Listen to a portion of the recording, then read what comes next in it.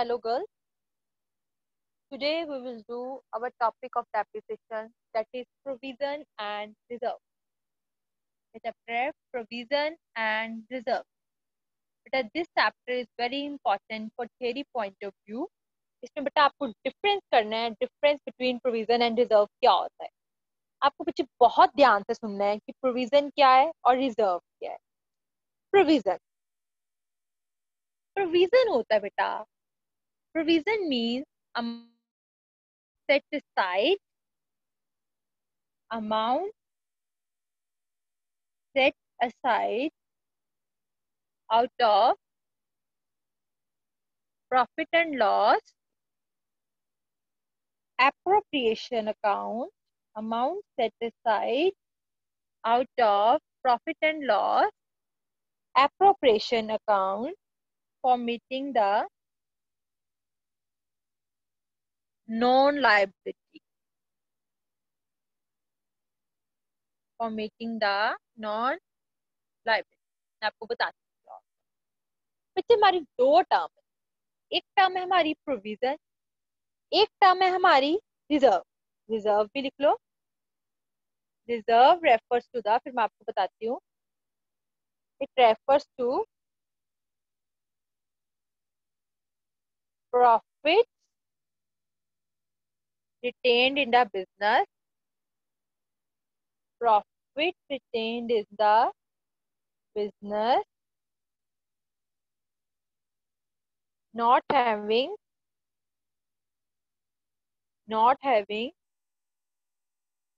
any attributes of provision.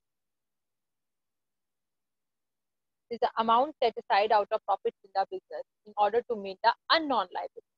This is for non liabilities, this is for unknown liabilities। बताती हो क्या होता है। एक वर्ड है बच्चे प्रोविजन, एक वर्ड है रिजर्व। जब बच्चे कंपनी शुरू होती है ना, सपोज करो आप, अब मैं एक सिंपल नॉर्मल लेमैन पर्सन की एग्जांपल लेती हूँ। अब एक लेमैन पर्सन है, मैं घर पे, या हमारे फादर हैं, हेड है हमारे घर के। अब उनको वो जो भी अर्न करते हैं, जो भी पैसा कमाते हैं मंथली, सपोज करो एक पर्सन की मंथली इनकम है 15,000, तो वो उसमें से कुछ ना कुछ सेविंग करता है। 2000 वो क्या करता है, सेव करता है, वो बैंक में डाल देता है, एफडी करवा लेता है 2000 की, ठीक है, या कोई भी पोस्ट ऑफिस स्कीम में इन्वेस्ट कर देता है, कहीं पे भी वो पैसे सेव करता है। क्यों सेविंग करता है वो, ये जो पैसे सेव करता है क्यों सेव करता है, ताकि अगर आपको फ्यूचर में कुछ इमरजेंसी पड़ गई, रब ना करे कुछ प्रॉब्लम आ गई, तो आप इस पैसे को यूज कर लोगे। ठीक है, अगर ना भी प्रॉब्लम आई तो ये पैसे आपके एज ए रिजर्व पड़े रहे। ठीक है, यहाँ बंदा सोचता है कि मैं अपने बच्चे की शादी के लिए, या बच्चे की स्टडी के लिए, बच्चे के फ्यूचर के लिए मैं ये पैसे सेव करूँ। ऐसे ही होता है ना रिजर्व। रिजर्व हम अपने अकाउंट में पैसे रखते हैं, हम अपने सेव करते हैं, ताकि हमें फ्यूचर में रिक्वायरमेंट पड़े तो हम ये पैसा यूज कर ले। अब इसमें से 2000 इसने रिजर्व रखे, इसको हम बोलते हैं रिजर्व।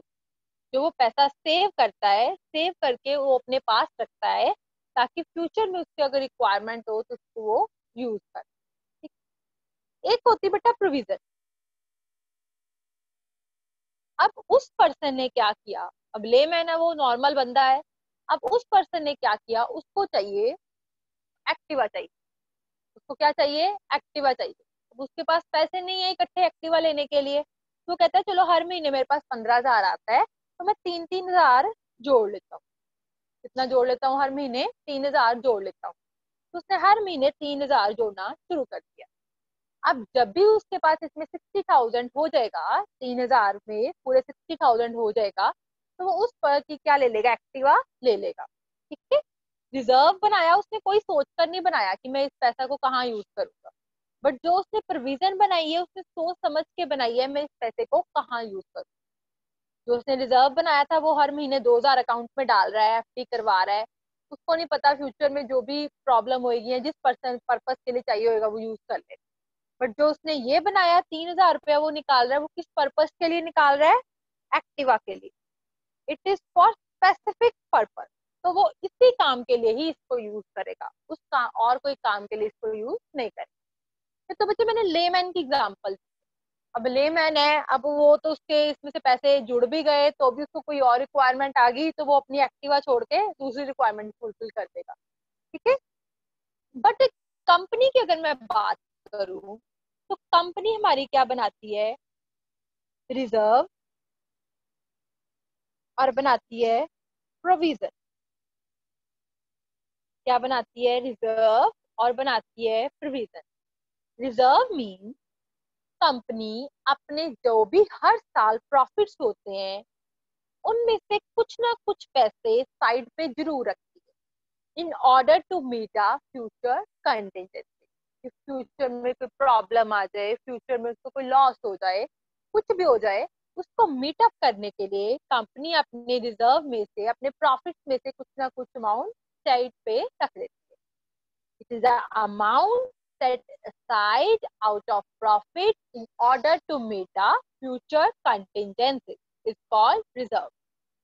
दोबारा बोलती हूँ, amount set aside out of profit in order to meet a future contingency. Suppose करो कंपनी को इस साल प्रॉफिट हुआ 1 लाख। कंपनी ने सोचा हुआ है कि हर साल वो 10% रिजर्व रखे, तो 1 लाख का 10% मीन्स 10,000 कंपनी ने रिजर्व रख दिया इस साल।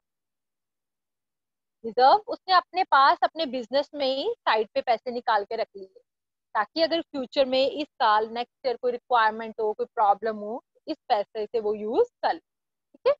ऐसे ही वो रिजर्व इकट्ठा करती रहती है, ठीक है। जैसे नेक्स्ट ईयर उसको 2 लाख प्रॉफिट हुआ तो 2 लाख पे 10% लग रही है, हर साल वो रिजर्व अपना इकट्ठा करती है। क्लियर हुई बात। वो होता है reserve, amount set aside out of profit in order to meet a future condition. कोई भी प्रॉब्लम होगी तो उसके लिए यूज कर। एक होता है बेटा हमारा प्रोविजन। प्रोविजन मीन्स होता है, ये कोई पक्की बात नहीं होती किसके लिए यूज करना। अब सॉरी, ये पक्की बात होती है जिस पर्पस के लिए बनाया उसी पर्पस के लिए यूज करना। लाइक सबसे बड़ी एग्जांपल, सबसे बड़ी चीज जो आपने अभी करी है, प्रोविजन फॉर डेप्रिसिएशन।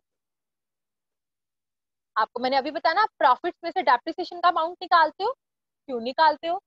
ताकि आप उस एसेट को खरीद लो। मैंने सबसे पहले स्टार्टिंग में आपको एक बात बताई थी कि डेप्रिसिएशन क्यों लगती है? For replacement of fixed asset. क्यों लगती है? For replacement of fixed asset. आप डेप्रिसिएशन क्यों लगाते हो? कि आपको पता है अगर मैं आज कोई एसेट खरीद रही हूँ उसकी एक लाइफ है, उसने कुछ टाइम पीरियड बाद, जैसे 10 साल की वो लाइफ है, 10 साल बाद उसकी लाइफ फिनिश हो जानी है तो मुझे नई एसेट खरीदनी पड़ेगी। तो मैं क्यों ना उस एसेट के लिए पहले ही पैसे इकट्ठे करना शुरू कर दूं।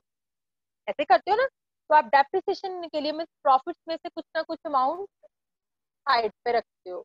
क्यों रखते हो साइड? उस एसेट को खरीदने के लिए। क्यों रखते हो साइड? उस एसेट को खरीदने के लिए।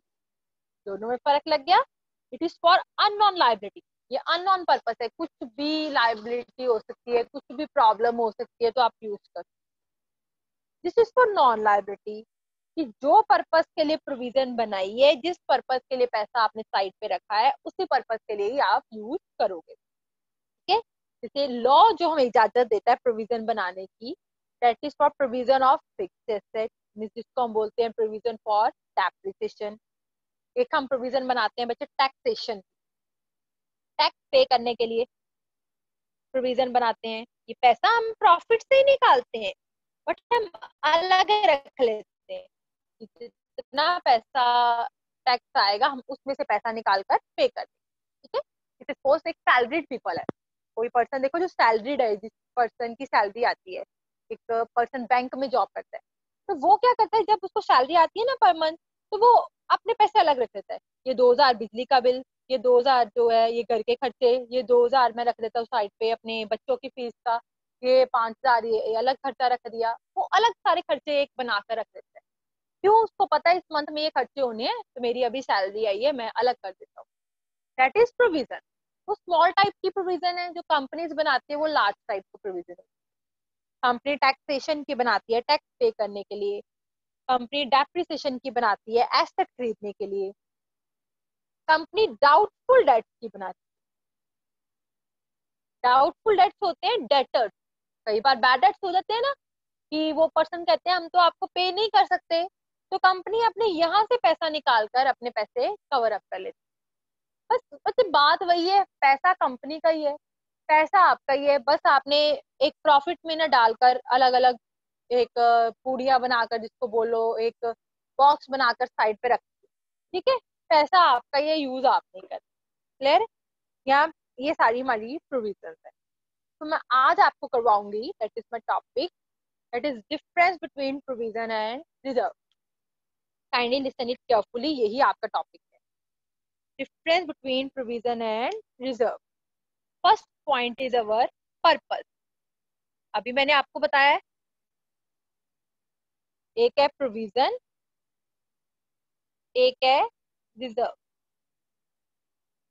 अब आप मुझे बताओगे कौन सा जो है पर्टिकुलर पर्पस के लिए होता है, कौन सा जो है जनरल पर्पस के लिए होता है, पर्टिकुलर के लिए नहीं होता। जो प्रोविजन क्रिएट की जाती है वो किसके पर्पस के लिए होती है? It is created for particular purpose, it is created for particular purpose and it is used only for that purpose. जिस पर्पस के लिए प्रोविजन क्रिएट हुई है उसी के लिए यूज हुई।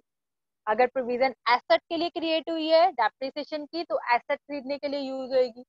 टैक्स के लिए क्रिएट हुई है तो टैक्स पे करने के लिए ही यूज होगी। बट जो रिजर्व है it is not created for, it is no, I hope मेरे साथ साथ सब लिख रहे होंगे, it is not created for particular purpose. ये पर्टिकुलर पर्पस के लिए क्रिएट नहीं होती, जनरल पर्पस है, जनरल रिजर्व है, आप किसी भी पर्पस में आप इसको यूज कर सकते हो। Clear? Next, next is charge. जो बेटा हमारी प्रोविजन जो क्रिएट होती है ना, ये होती है against profit and loss account. ये जरूरी है क्रिएट करना, मतलब लॉ ने बोला है कि इसको क्रिएट करो ही करो। ये किसके अकाउंट के अगेंस्ट क्रिएट होती है? Against profit and loss account. याद रखना, कौन से अकाउंट के अगेंस्ट क्रिएट होती है? Profit and loss account. Next chapter हमने यही करना है, तो अभी आप यही याद रखो, कौन से अकाउंट के अगेंस्ट क्रिएट होती है? Profit and loss account. और reserve, profit and loss appropriation account. ये भी याद रखो, प्रॉफिट एंड लॉस अकाउंट के बाद हमारा एक अकाउंट बनता है, that is profit and loss appropriation account. Provision particular purpose है, रिजर्व पर्टिकुलर पर्पस नहीं है, किसी भी पर्पस के लिए आप इसको यूज कर सकते हो। प्रोविजन क्रिएट होती है against profit and loss account और रिजर्व होता है against profit and loss appropriation account. कहाँ आता है profit and loss appropriation account? Clear? Next, disclosure in income statement. Income statement वही होती है बेटा, profit and loss appropriation account. ठीक है, कहते हैं इनकम स्टेटमेंट में प्रोविजन कहाँ आती है? कहाँ आती है? खर्चा है कंपनी का, कहाँ आएगी? Debit side of profit and loss account. कहाँ आएगी? Debit side of profit and loss account. और रिजर्व कहाँ आएगा? ये भी खर्चा है, debit side of profit and loss appropriation account. Debit side of profit and loss appropriation account कहाँ आएगा? Debit side of profit and loss appropriation account. ठीक है, नेक्स्ट करें। नेक्स्ट, नेक्स्ट है इन्वेस्टमेंट आउटसाइड द बिजनेस। बच्चे जो provision होती है ना, वो आपको अपने पास ही रखते हो, आप उसको जो है बाहर उसका पैसा इन्वेस्ट नहीं कर। मतलब आप सोचो शेयर में पैसा लगा दो, शेयर में खरीद लेते हैं, डिबेंचर खरीद लेते हैं, किसी कंपनी में पैसा लगा देते हैं, ऐसा नहीं कर। प्रोविजन का पैसा आप बाहर इन्वेस्ट नहीं कर सकते, बट जो पैसा रिजर्व का है, जो हो भी सकता है नहीं भी हो सकता, उसका पैसा आप बाहर इन्वेस्ट कर सकते हो। Okay, is it clear? इसका पैसा, no investment is made, no investment is made outside the business. इसका पैसा आप बाहर इन्वेस्ट नहीं कर सकते। Amount of provision is not invested outside the business. But जो अमाउंट ऑफ रिजर्व है, इट कैन बी इन्वेस्टेड। ये हो सकता है बाहर invest. It can be invested outside the business. इसका पैसा आप बिजनेस में ही रखोगे, इसका पैसा आप बिजनेस से बाहर भी इन्वेस्ट कर सकते हो। क्लियर? नेक्स्ट नेक्स्ट है utilization. Next point is utilization. Utilization का मीनिंग होता है बेटा यूज। इसका पैसा आप कहाँ यूज कर सकते हो?